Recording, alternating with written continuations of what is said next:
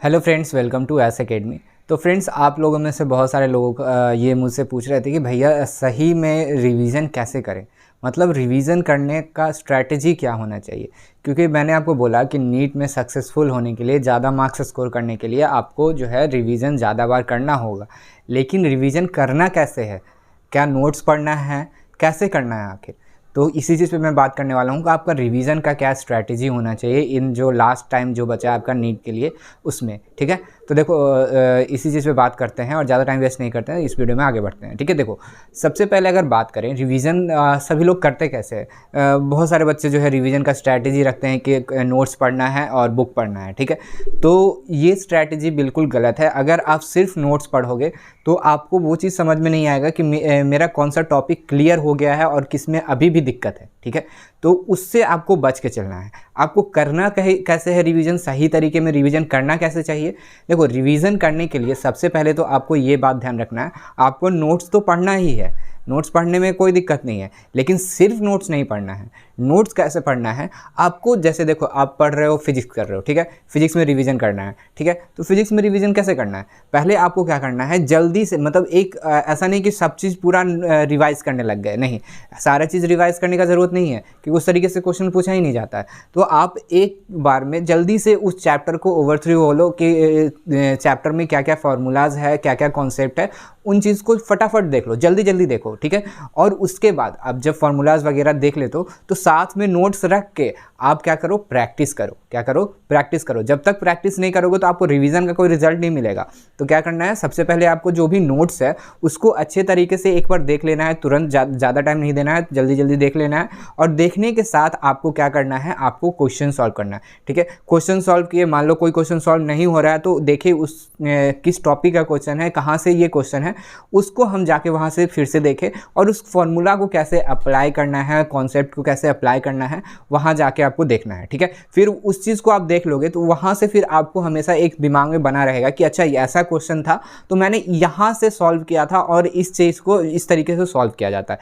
तो वो चीज़ आपको कॉन्सेप्ट बनाना है। ठीक है, तो रिवीजन करने का सही स्ट्रैटेजी यही होता है कि आप सिर्फ नोट्स नहीं पढ़ो, नोट्स पढ़ने से नहीं होगा। ठीक है, नोट्स जल्दी जल्दी रिवाइज करो और उसके साथ में क्वेश्चन प्रैक्टिस करो। ठीक है, तो ये रिवीजन का स्ट्रैटेजी होना चाहिए आपका। बायोलॉजी का क्या स्ट्रैटेजी होना चाहिए, क्योंकि बायोलॉजी थोड़ा थियोरेटिकल है तो उसका भी स्ट्रैटेजी अलग होता है। ठीक है, तो बायोलॉजी में क्या करना है, आपको एनसीईआरटी पकड़ना है। क्या पकड़ना है, एनसीईआरटी, सिर्फ और सिर्फ एनसीईआरटी, उसके अलावा कोई भी बुक जो है आपको प्रेफर नहीं करना है। ठीक है, क्योंकि अब जो क्वेश्चन आ रहे हैं नीट में वो सिर्फ और सिर्फ एनसीईआरटी से ही आने वाले हैं। जेईई मेंस का भी फिलहाल आपने क्वेश्चन देखा होगा, तो केमिस्ट्री और फिजिक्स जो हो गया, मैथ तो आप छोड़ दो, मैथ के आपके काम का नहीं है, तो फिजिक्स और केमिस्ट्री का भी वैसा ही क्वेश्चन आया था, एनसीईआरटी के लेवल का ही आया था, ज़्यादा ऐसा बाहर नहीं आया था। ठीक है, तो आपका नीट का भी क्वेश्चन वैसा ही आने वाला है और ज़्यादा डिफिकल्ट तो आने वाला नहीं है। तो बायो में भी क्या करना है, बायो में आपको चैप्टर थॉरली पढ़ना है। ठीक है, वो भी एक बार नहीं पढ़ना है, बार बार पढ़ना है, क्योंकि देखो एनसीईआरटी इतना अच्छा बुक है, आपको जब जितने बार पढ़ोगे उतने बार एक नया चीज़ समझने को मिलेगा। ठीक है, तो एनसीईआरटी को आपको लाइन वाइज पढ़ना है। ठीक है, लाइन वाइज पढ़ लोगे, उसके बाद जब वो चैप्टर वो आप पढ़ लिए, ठीक है, तो स्टार्टिंग के फेज में चैप्टर पढ़ लिए, उसके बाद आपको कोई बुक सॉल्व करना है। मेरा मोस्ट प्रेफरेबल, मेरा मोस्ट फेवरेट बुक जो है वो है एमटीजी फिंगर टिप्स, उससे बहुत अच्छा रिवीजन होता है। ठीक है, उसको आप सॉल्व करोगे। ठीक, धीरे धीरे क्या होगा, आपका कॉन्सेप्ट क्लियर होते चल जाएगा। फिर जब आगे लेटर फेज में जाओगे तो उस समय रिवीजन में बायो में क्या करना है, आपको पहले क्वेश्चन सॉल्व करना है। क्या करना है, पहले क्वेश्चन सॉल्व करना है कि हाँ मुझे कौन कौन सी चीज़ याद है, कौन कौन सा चीज़ नहीं याद है। ठीक है, तो जो चीज़ याद रहेगा उस पर आप उतना फोकस नहीं करोगे, तो पहले क्वेश्चन सॉल्व कर लोगे, देखोगे कि हाँ यहाँ पे मुझे कंफ्यूजन आ रहा है, तो आप जाके फिर से एनसीईआरटी पढ़ो। ठीक है, क्योंकि एनसीईआरटी से ही क्वेश्चन आएगा और एनसीईआरटी का ही रिवीजन करोगे। ठीक है, तो आप पहले अभी क्या करोगे, फिलहाल अभी क्योंकि बहुत सिलेबस कंप्लीट करने का भी प्रेशर होगा, तो अभी क्या करोगे, पहले बुक पढ़ोगे। ठीक है, उसके बाद क्वेश्चन सॉल्व करोगे। लेकिन लेटर फेज में जब आपके पास 1 महीना का टाइम बचेगा, जिस समय आप पूरा सिलेबस कंप्लीट कर रखे होगे, तो उस समय क्या करना होगा, आपको क्या करना है, पहले क्वेश्चन सॉल्व करना है। बायो की बात कर रहा हूँ, पहले क्वेश्चन क्वेश्चन सॉल्व करना है, उसके बाद आपको बुक पढ़ना है, ठीक है। उससे आपको क्लियर होगा कि अच्छा ये टॉपिक मुझे याद नहीं है, तो उसको आप जल्दी से याद कर लोगे, ठीक है। तो ये चीज़ है। उसके बाद केमिस्ट्री की बात करें तो केमिस्ट्री में देखो फिजिकल, इनऑर्गेनिक, ऑर्गेनिक 3 चीज़ें होती है। तो फिजिकल में आपको जैसे फिजिक्स कर रहे हो, पहले क्या करना है, आपको पूरा फार्मूलाज गो थ्रू हो जाना है, थोड़ा थियोरेटिकल गो थ्रू हो जाना है जल्दी से, और फिर क्वेश्चन सॉल्व करना है, ठीक है। फिर लेकिन इनऑर्गेनिक, ऑर्गेनिक बायो की तरह सॉल्व करना है, ठीक है। उसमें याद करना, बहुत सारे रिएक्शंस याद करने होंगे, ऑर्गेनिक में बहुत सारे रिएक्शन याद करने होंगे, इनऑर्गेनिक में बहुत सारे रिएक्शन याद करने होंगे, बहुत सारे मैकेनिज्म भी होते हैं, वो सब भी याद करने होंगे।